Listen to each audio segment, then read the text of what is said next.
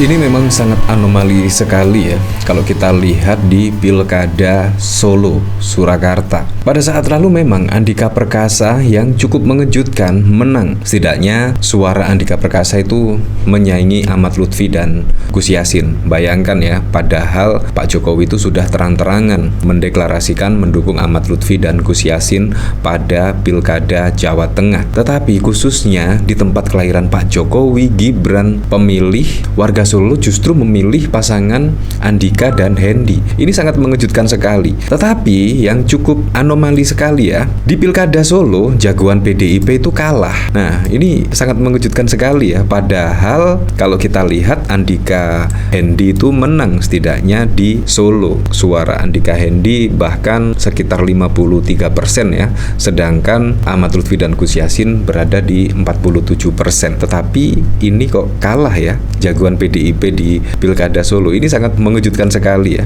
Dan memang kalau kita lihat dari Pilkada Jawa Tengah, setidaknya PDIP itu berhasil memenangkan setidaknya 19 kabupaten kota yang tersebar di Jawa Tengah dari total 35 pilkada di Jawa Tengah. Ini sangat keren sekali ya. Bayangkan didukung oleh Pak Jokowi, Pak Prabowo, tetapi juga PDIP berhasil memenangkan setidaknya 19 kabupaten kota di Jawa Tengah. Ini angka yang sangat keren sekali.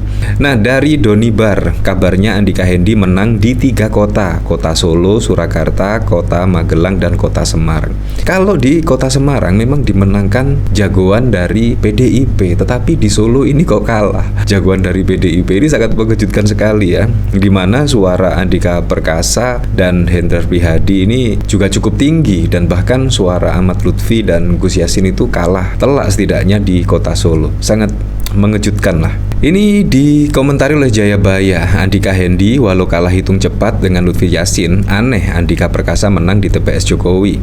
Artinya warga paham Andika Hendy menang dari Lutfi Yassin di TPS Jokowi. Bahkan dikomentari oleh Dino Sarasvik 109, dan tak bisa dibantah pilkada serentak ini membuktikan Mulyono masih memimpin negeri ini periode ketiga dengan menjalankan bonekanya dari balik layar.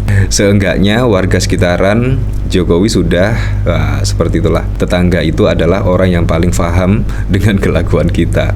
Cara kita nutup pintu pagar aja mereka hafal ya. Mungkin Andika Hendy kalah telak di Pati kayaknya. Di TPS Mulyono Andika menang, alamat dikucilkan tahu diri bu. Artinya Pak Jokowi nggak cawe-cawe urusan pilkada, terserah rakyat mau pilih siapa. Ya memang bahkan terlihat lah ya pengakuan dari Pak Jokowi itu setelah purna tugas dari masa jabatannya itu bahkan mengaku sibuk dan bahkan juga seringkali rapat. Ini pertanyaannya, rapat dengan siapa? Mau apa juga, karena sudah tidak menjabat sebagai presiden. Apakah opini-opini dari masyarakat yang berkembang itu benar? Jokowi adalah presiden bayangan? Kita juga tidak tahu. Dan kalau kita lihat ya, dari sini Pak Jokowi juga sering sekali ya bertemu dengan Pak Prabowo, dan bahkan ketika Pak Prabowo dilantik 20 November pada saat lalu terlihat Pak Prabowo dan Pak Jokowi juga sering kali bertemu, dan bahkan kalau kita lihat ya 3 kali ya bertemu.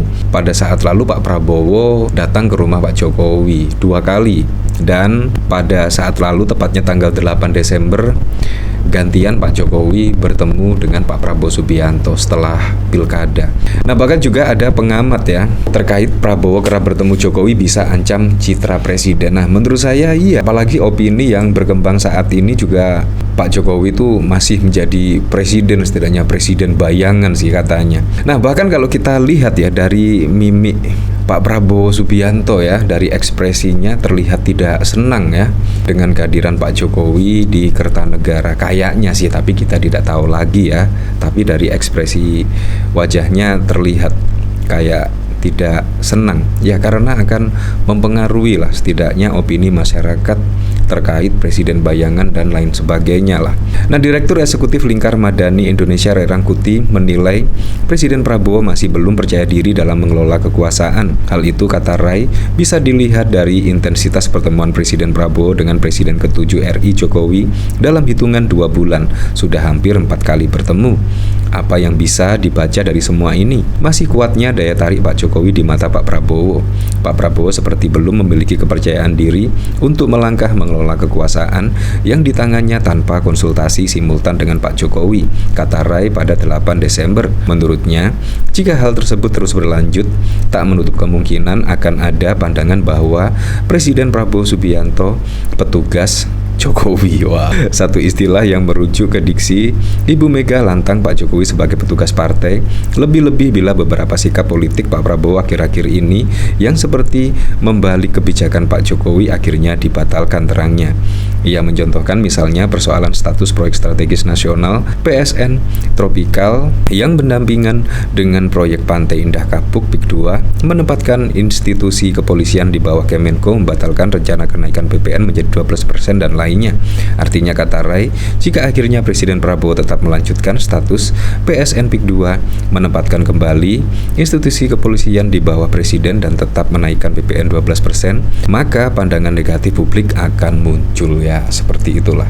Ya, memang sangat tidak mengenakan sekali di bawah pemerintahan Pak Prabowo, PPN naiklah dan lain sebagainya. Nah, yang cukup unik sekali ya, ini dari Koalisi Indonesia Maju Plus ya. Dan bahkan mangkir 2 kali ya, Grace Natali dan Maura Sirait dipanggil Bawaslu DKI lagi soal dugaan pelanggaran Pilkada Jakarta. Wah, seharusnya juga menyontohkan yang baik lah, apalagi juga berada di staf kepresidenan. Seharusnya Grace Natali itu memberikan contoh lah kepada masyarakat. Bila ada pemanggilan seharusnya juga datang lah, memberikan informasi yang jelas. Harusnya seperti itulah. Nah, sementara itu Maura Sirait menghadapi dugaan pelanggaran berbeda. Menteri Perumahan Rakyat tersebut dilaporkan karena mengeluarkan pernyataan yang bernuansa sara. Dalam pernyataannya, Maura diduga mengajak pemilih non-muslim meninggalkan pasangan nomor urut 3 Pramono Anung dan Rano Karno karena adanya dukungan dari Anies Baswedan. Selain kasus Grace dan Maura, Bawaslu DKI Jakarta tengah menangani 13 laporan dugaan pelanggaran Pilkada 2024 yang dilakukan oleh masyarakat. Laporan-laporan tersebut mencangkup berbagai isu, termasuk politik uang oleh tim Paslon 01 dan 03 melibatkan pejabat BUMN, politisasi SARA, hingga keluhan warga yang tidak menerima undangan pemilihan C6. Laporan ini masih dalam proses. Kami terus berupaya menangani dugaan pelanggaran dengan cepat dan tegas. Bawaslu DKI Jakarta berharap Grace Natali dan Maura Sirait hadir dalam pemanggilan kali ini untuk memberikan klarifikasi. Ya, seperti itulah, dan akhirnya juga bisa dimenangkan ya, setidaknya oleh Pak Pramono Anung dan Rano Karno pada Pilkada Jakarta. Ini sangat wow sekali, dan menurut saya juga kemenangan masyarakat Jakarta ya, walaupun tanpa di-endorse oleh Pak Jokowi, Pak Prabowo, dan bahkan tidak didukung oleh puluhan partai politik. Tetapi Pak Pramono Anung dan Rano Karno juga setidaknya bisa mendapatkan hati di masyarakat Jakarta.